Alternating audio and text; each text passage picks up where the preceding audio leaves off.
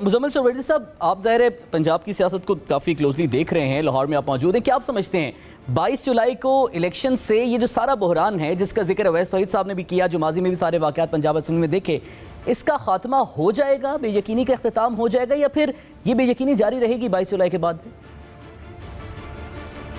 نہیں، بے یقینی تو تحریک انصاف کا سکرپٹ ہے نا، اور وہ اپنے سکرپٹ کے تحت چلیں گے۔ انہیں کیا ضرورت ہے اس نظام کو استحکام دینا، اس کو کوئی سینکٹیٹی دینا یا اس کو سموتھ چلانا، وہ تو ان کے سکرپٹ میں نہیں ہے، ان کو سوٹ نہیں کرتا۔ تو ون وے اور دی ادر، ون ریزن اور دی سیکنڈ ریزن جو ہے وہ اس کو عدم استحکام کا شکار رکھیں گے، چاہے عمر سرفراز چیمہ صاحب کے ذریعے رکھا انہوں نے، چاہے الوی صاحب کے ذریعے رکھا، چاہے ہائی کورٹ میں رکھا، چاہے سپریم کورٹ میں رکھا، چاہے پنجاب اسمبلی میں اس دن مار کٹائی سے رکھا ڈپٹی اسپیکر کی، یا اس کے بعد رکھا، تو نتیجتاً وہ تو انہوں نے رکھنا ہی رکھنا ہے، کیونکہ وہ ان کے بیسک سکرپٹ کا حصہ ہے۔ یہاں وہ پنجاب اسمبلی چھوڑ دیں جیسے قومی اسمبلی چھوڑی ہے، یا اگر وہاں رہنا ہے تو عدم استحکام رکھنا ہے۔ کوئی سموتھ گورنمنٹ چلانے کے لیے تو وہ پنجاب اسمبلی میں نہیں بیٹھے، اگر انہوں نے سموتھ گورنمنٹ چلانے کی مدد کرنی ہو تو وہ قومی اسمبلی میں بھی واپس چلے جائیں۔ وہ تو اس تلاش میں ہے کہ کسی طرح وہ پنجاب کی اسمبلی توڑوا لیں،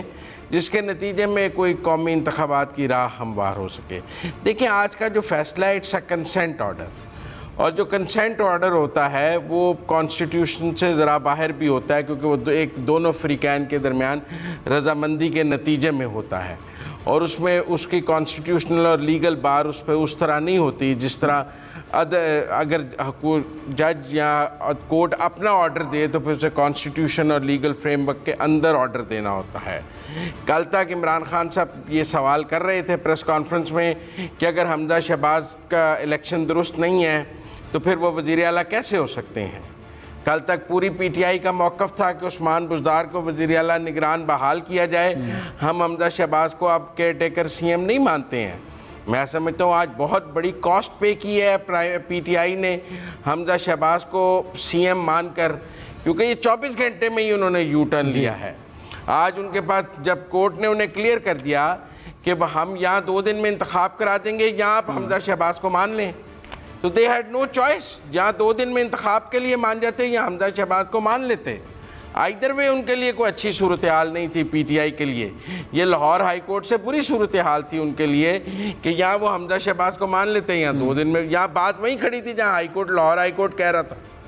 مطلب جو لاہور ہائی کورٹ 12 گھنٹے میں کہہ رہا تھا یہ 48 گھنٹے میں کہہ رہا تھا سپریم کورٹ۔ کوئی فرق تو نہیں ہے لاہور ہائی کورٹ اور سپریم کورٹ کی رائے میں۔ اس پہ ذرا مجھے 12 گھنٹے میں کہہ رہے تھے، 48 گھنٹے میں کہہ رہے تھے، لے لیتے ہیں، میری بات تو مکمل ہو لینے دیں، بات تو مکمل ہو لینے دیں۔ فیصل صاحب جب پورا سنیں گے، ہم فیصل صاحب کو پورا سنیں گے، مجھے اویس صاحب کے پاس میں سمجھتا ہوں اب اویس صاحب کے پاس چلے جاتے ہیں، سب کو وقت دیا آپ نے، تو بات یہ ہے کہ میں سمجھتا ہوں کہ یہ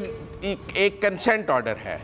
اور فیصل صاحب کنسنٹ آرڈر کو بہت اچھی طرح سمجھتے ہوں گے کہ جو کنسنٹ آرڈر ہوتا ہے اس میں کورٹ کا اپنا تو کچھ نہیں ہوتا، دونوں پارٹیز ایک ایگریمنٹ کر کے کورٹ کے آگے پیش کر دیتی ہیں۔ لہٰذا میں سمجھتا ہوں کہ کوئی محدود اختیارات نہیں ہوتے وزیر اعلیٰ کے۔ وزیر اعلیٰ یا وزیر اعلیٰ ہوتا ہے یا نہیں ہوتا ہے۔ جو ٹرانسفر پوسٹنگ ضمنی انتخابات میں کرنے کا بین ہے وہ الیکشن کمیشن کی طرف سے ہے، اس کے کوڈ آف کنڈکٹ واضح ہے وہ الیکشن کمیشن کا، ہونے کی ضرورت نہیں ہوتی۔ ٹھیک ہے، وہ الیکشن کمیشن کے نے بار لگایا ہوتا ہے، نہیں ہوتے، باقی وہ صوبے کے وزیر اعلیٰ ہیں، اور آج تو وہ پی ٹی آئی کے تصدیق شدہ وزیر اعلیٰ ہیں 22 جولائی تک، جس کے وہ تو کہہ رہے ہیں کہ بحران کو حل کرنے کے لیے مجبوری وہ تسلیم کر رہے ہیں۔ اویس توحید صاحب، یہی جو پوائنٹ جس کا بھی مزمل صاحب بھی ذکر کر رہے ہیں کہ مجبوری مانا یا خوشی سے مانا، بالکل ٹھیک ہے، آج انہوں نے حمزہ شہباز کو عدالت میں وزیر اعلیٰ مانا ہے۔ ٹھیک ہے، اس پہ ہم فیصل صاحب سے بات کریں گے۔